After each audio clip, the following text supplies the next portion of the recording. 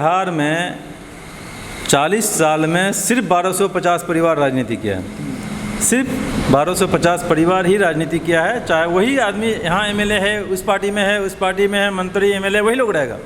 उसी तरह से पिछले 45 साल से बायसी में 2 परिवार राजनीति में है।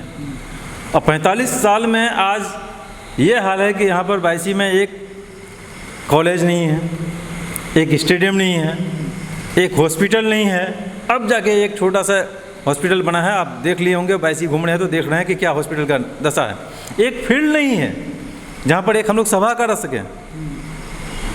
तो न ये ITI कॉलेज है, न डिग्री कॉलेज है।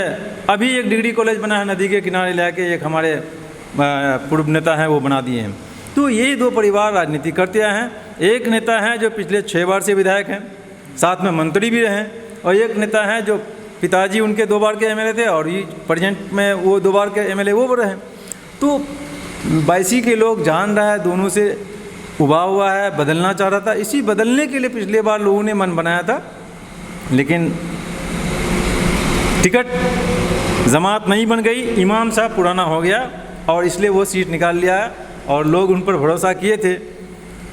और इनकी वजह से नहीं बल्कि अवैसी साहब की वजह से इनको वोट दिया गया था। जैसा लोग भी बोल रहे हैं, आप भी क्षेत्र में घूम रहे हैं, तो इनको वोट नहीं दिया, अवैसी साहब को दिए। जिस अवैसी साहब को बायसी के लोगों ने वोट किया, ये सोच करके किया था कि भाई लालू जी तो बहुत ठगते ही हैं, कांग्रेस ठगा, सब ने ठगा, कम से कम ये आदमी आएंगे तो ये नहीं ठगेंगे। लेकिन फिर वही बात हो गई, जैसे पहले ठगे थे लोग, अभी भी वही ठग के चले गए। आप अगर पता करेंगे तो यहाँ पर उम्मीदवार, दावेदार बहुत सारे लोग थे। बायसी ही नहीं, पूरे सीमांचल में बहुत सारे लोग थे। हम लोग भी बहुत मेहनत किए थे यहाँ पर।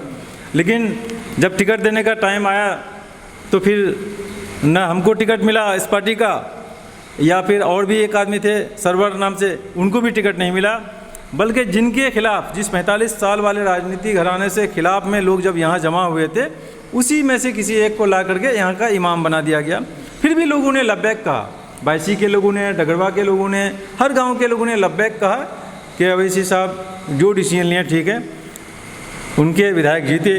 जीतने के बाद उनको सीमांचल में आकर के जो हम लोगों ने वादा किया था पिछले 5 साल भर कि यहाँ पर कॉलेज खोला जाएगा, यहाँ पर हॉस्पिटल खोला जाएगा, 20 रुपये में 3 महीने का इलाज किया जाएगा, जब हम लोग का यहाँ पर एमएलए बनेगा तो बहुत काम होगा, इस तरह का हम लोगों ने वादा किया था। लेकिन जब वहाँ पर उनका विधायक बनता है तो फिर कोई काम नहीं होता है। ना अवैसी साहब सीमांचल में दोबारा आए, जबकि उनको सेकेंड डे आना चाहिए शुक्रिया अदा करने के लिए कि 40 साल में हमको हैदराबाद में 5 एमएलए बनाए, आप यहाँ 5 साल में सीमांचल वालों ने 5 एमएलए दे दिया 5 साल में, तो बहुत बहुत शुक्रिया।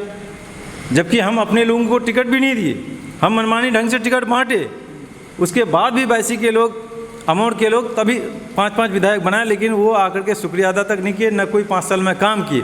वो 2020 में जब इलेक्शन से 2 दिन पहले यहाँ से गए तो 2.25 साल के बाद वो बायसी आते हैं, और जब रुकनुद्दीन साहब पार्टी यहाँ से छोड़ देते हैं, उसके बाद वो बायसी आ करके उनको तरह तरह का बात बोलते हैं कि वो गद्दार है, मक्कार है, इस तरह की बात करके गए। फिर 2024 में आए हैं, अब 2025 में जब इलेक्शन है फिर आएंगे।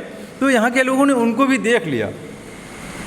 तो शाहनवाज साहब भी कभी MIM का चेहरा हुआ करते थे, या इसी बगावत की वजह से आप जनसुराज में हैं? नहीं, ऐसी बात नहीं। सीमांचल के सभी लोग जानते हैं कि हम लोग सब लोग मिल करके आपको बता रहे हैं कि सीमांचल में लोग सिर्फ इस बीजेपी को हराने के लिए ही महागठबंधन के घिसा पिटा उम्मीदवार, चाहे वो बायसी का घिसा पिटा हो, अमौर का घिसा पिटा हो, या सीमांचल के बहादुरगंज में जाइए आप, हर जगह लोग मजबूरी में वोट कर रहे थे।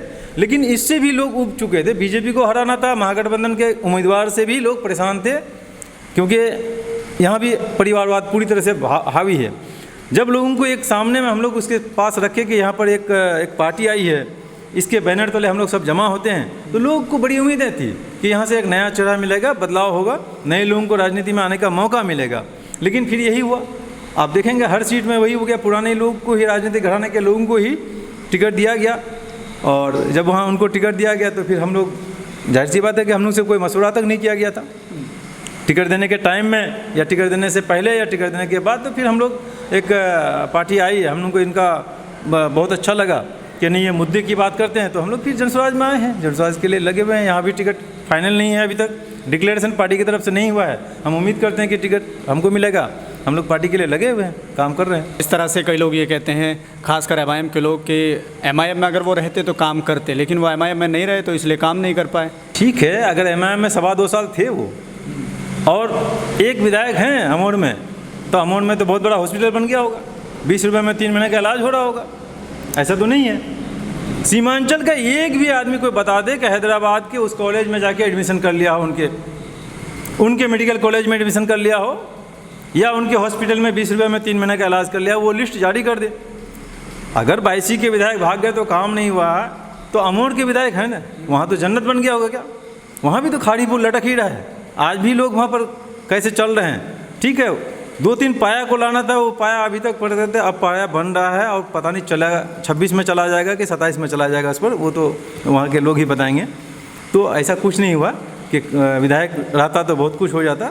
विधायक है, बगल में है, इसी सब डिवीजन में है, इसी ज़िला में है, अमोड़ में है विधायक, वहाँ भी कोई काम नहीं हुआ।